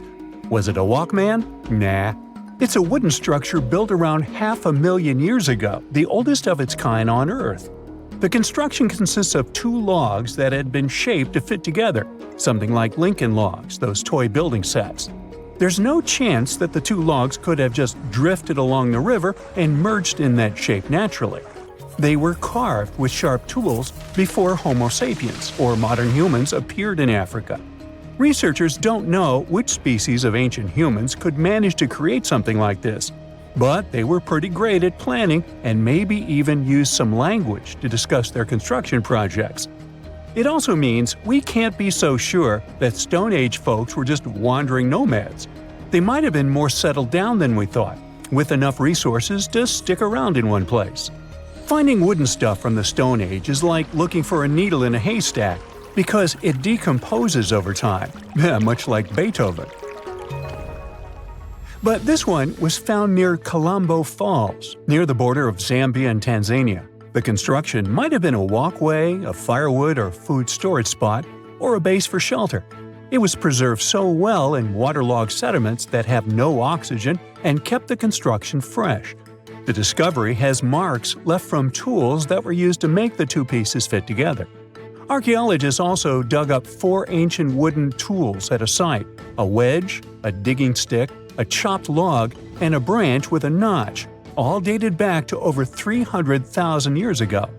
Scientists analyzed minerals in the sand around the goodies they found and used a technique called luminescence dating to tell the age of the finds. Experts believe that they should study more waterlogged sites because they could have more examples of ancient woodworking. Archaeologists have to be really careful while working with these finds not to damage the delicate wood, so they use plastic tools. The team that found the construction had to keep the wood wet so it wouldn't lose traces of human activity or break. They took it to the UK to study in special tanks for underwater photography. There, they made 3D models of the wood. The earliest wooden artifact found so far is a piece of polished plank from Israel, which is over 780,000 years old. There were also some wooden tools for foraging aged 400,000 years, but none of these finds are as progressive as the wooden construction in Africa. Scientists found cotton fibers from the ancient Near East that are 7,000 years old, the oldest of their kind. The place where they were found is like a time capsule, with mud brick buildings with all sorts of ancient goodies, giving us a peek into what life was like back then. They've already found signs of ancient parties with spots for stashing food. Usually, stuff from this era turns to dust, but thanks to fancy microscopes, experts can dive deep into the sediment collected from the site and uncover all sorts of organic remnants, including these cotton threads. People used to think the fabrics here were made from local plants, but it looks like this cotton might have traveled all the way from the Indus region, which is modern-day Pakistan. The ancient village of Tel Saf might have been more connected than we thought, part of some international trade network. There's more evidence backing up this idea, like beads from Anatolia, Romania, and Egypt, and pottery from other countries. The oldest known leather shoe that was found so far was waiting for 5,500 years in a cave in present-day Armenia. A British archaeologist stumbled upon this gem under a busted jar at the bottom of a pit. Alongside the shoe was a deer's shoulder blade, wild goat horns, a fish vertebra, and some scattered pottery shards. The shoe itself is pretty simple. made from a single piece of cowhide wrapped around the right foot, held together with a leather lace running through eyelets. To keep its shape, they stuffed some grass inside. Scientists are not sure who rocked this shoe, but they use radiocarbon dating to figure out its age along with the grass stuffing. These shoes look a lot like the ones folks still wear today on Ireland's Aran Islands. The same tech and methods used to make these shoes stuck around in Europe until the middle of the 20th century. Near Leipzig, diggers found a grave from about 2,500 years before the current era, packed with over 100 dog teeth, all lined up neat and tidy. These teeth could have been a part of a fancy flap for a handbag. The leather or fabric that was holding it together must have disappeared over centuries. If it's true, that would be the oldest purse in the world, all the way from the Stone Age. Using dog teeth and hair ornaments and necklaces for both women and men was, trendy back then, according to experts. Whoever was the owner of the purse must have had a high social status, judging by the number of materials used to make it, not counting all the toothless dogs. It looks like the oldest musical instruments ever crafted by humans are ancient flutes made of bird bone and mammoth ivory. They were discovered in a cave down south in Germany, a place showing early signs of modern humans settling in Europe. Using carbon dating wizardry, the scientists pinned the flute's age at around 42,000 years old. According to the experts, these musical doodads might have been used for fun or during religious ceremonies. Some experts believe that music might have helped us build bigger social circles and expand our territory compared to the Neanderthals. Those guys faded into history about 30,000 years ago. In 2020, a team of scientists found a string a quarter of an inch long in France. Archaeologists unearthed a cord fragment next to a stone tool. Such twisted fibers could have been used for everything from making clothes to fishing nets. In prehistory, there was some advanced tech, and the Neanderthals seemed to have mastered it. Scientists already knew that these early humans made tar from birch bark and that they produced shell beads. There's even evidence of Neanderthal art. The string section and similar finds prove that our ancestors from many thousands of years ago weren't as primitive as they're often shown in popular culture. Back in the 19th century, the French found a broken slab of black granite from 196 before the current era. The stone contained one text in 3 scripts: ancient Greek, Egyptian hieroglyphs, and Demotic. A French philologist was the first to crack the code. He successfully matched the Greek letters with the ones in the Egyptian script, and we were finally able to read hieroglyphs. The name of the piece of granite that made all this possible was the Rosetta Stone. With its help, among other things, scientists managed to decipher papyrus records on how the pyramids in Egypt were built. A British archaeologist, Sir Arthur Evans, excavated a vast palace complex at Knossos in the early 20th century. This was the center of Minoan culture. The palace had over 1,000 rooms with colorful paintings of dolphins, griffins, and bulls. But their biggest find was at first overlooked: thousands of slabs of baked clay.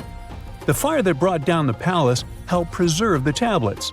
No one could read the slabs as they were in some unknown language. The scientific community had to wait for another half a century before Michael Ventris cracked the code. He was an English architect and cryptographer who studied Greek and Latin. He found that the script was an archaic form of Greek. It was the oldest deciphered language in Europe, Linear B. During the late Bronze Age, the Greek civilization that used the script vanished. There are tons of weird things on Mars. Spoons, noodles, doors, even faces. Are they all really just rocks? Besides, it's not the only planet in our solar system full of mysterious things. Let's check them out. Recently, we found a strange thing on Mars that looks like a smooth, spoon-like object. It grabbed everyone's attention after NASA's Curiosity rover spotted it. The rock, with a handle and rounded tip, looks like it's floating in the rover's photo. People on the internet are puzzled about what it might be. Some are joking that it's a Martian's bowling pin, or even a shoehorn left by extraterrestrial creatures. But Andrew Good from NASA says it's not that exciting. Turns out it's just a rock shaped by the wind over a long time. These kinds of rocks with odd shapes are common on Mars.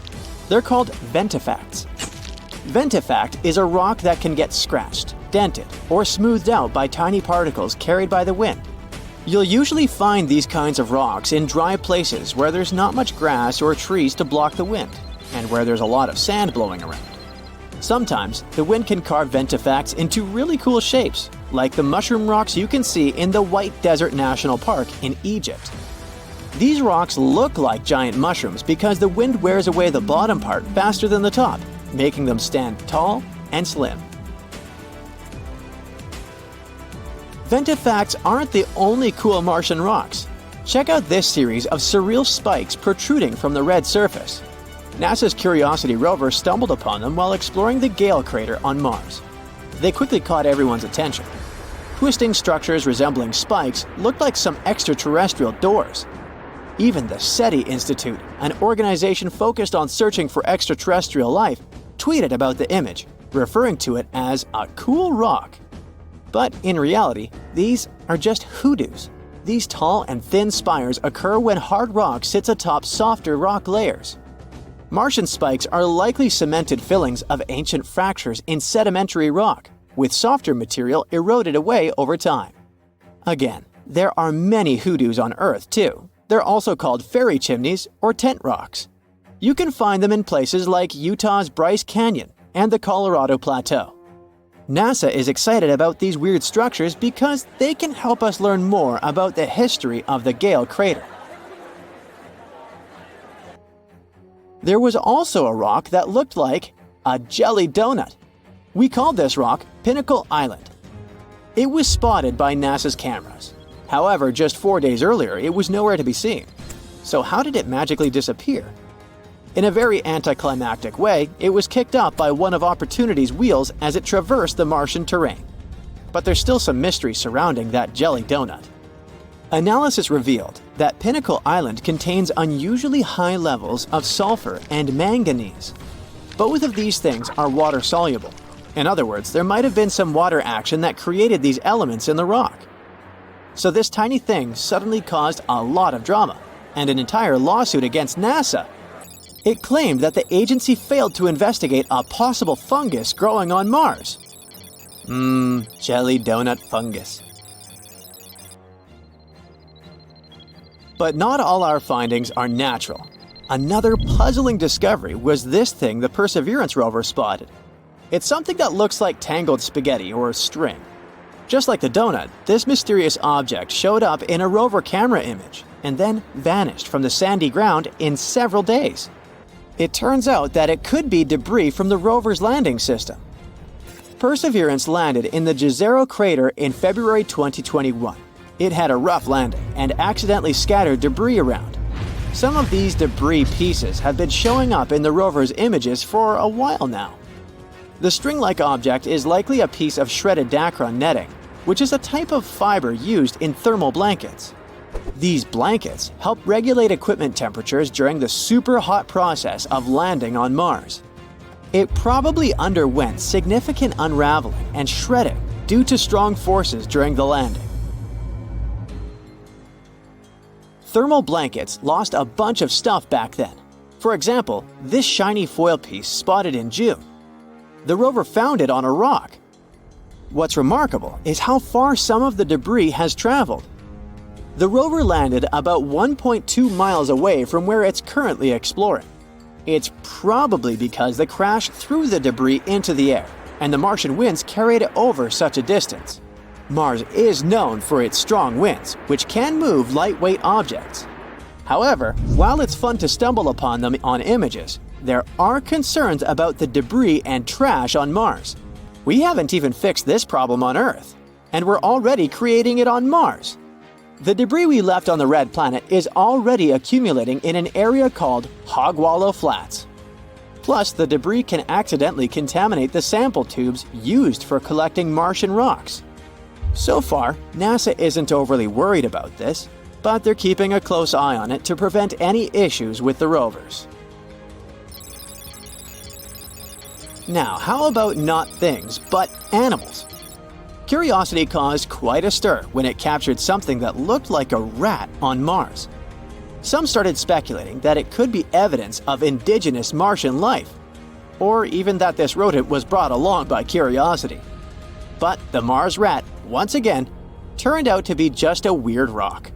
It looked interesting because of the natural processes like wind erosion and mechanical abrasion. We also found some worm-looking things.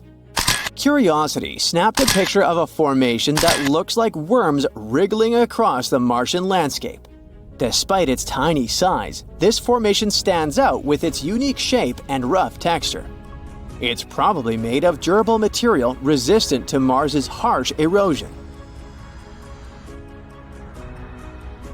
And finally, our top mysterious finding is the face on Mars.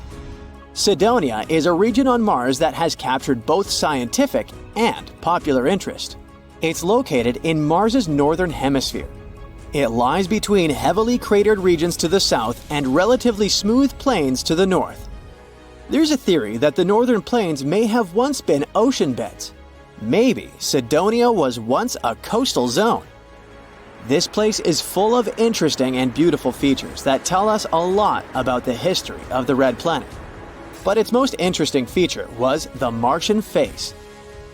This thing gained widespread attention when it was snapped by the Viking 1 orbiter in 1976. Some believed that it was evidence of a long-lost Martian civilization. At first, NASA dismissed it as a trick of light and shadow. But after some analysis, it turned out to be, yep, another rock. We also saw a face of a bear. It was captured by the high-resolution imaging experiment camera. In an image, we can see a circular fracture pattern that looks like a bear's head, with two craters forming the eyes and a V-shaped collapse structure like the nose. The head likely formed because something heavy settled on top of an old hole in the ground. This hole was filled with either lava or mud. The nose-like feature is speculated to be a volcanic or mud vent. But why do we keep seeing these strange things on Mars? Sometimes our brains can trick us into seeing things like faces or objects in rocks and other things. But these are just illusions called pareidolia. Pareidolia is a psychological phenomenon that makes us see familiar patterns or shapes, especially faces, where none actually exist. It's because the brain encounters something it doesn't recognize or understand right away. It tries to find things that look the most like this one. So it sees random patterns, textures, or sounds as something meaningful and recognizable. That's why a chair and clothes on it seems like a super creepy human-like figure at night. It also causes you to see faces or shapes in clouds, or hear recognizable sounds and even words in random noise. It's a fascinating proof of the power of our perception, but we also should be careful with it and not let our imagination run wild.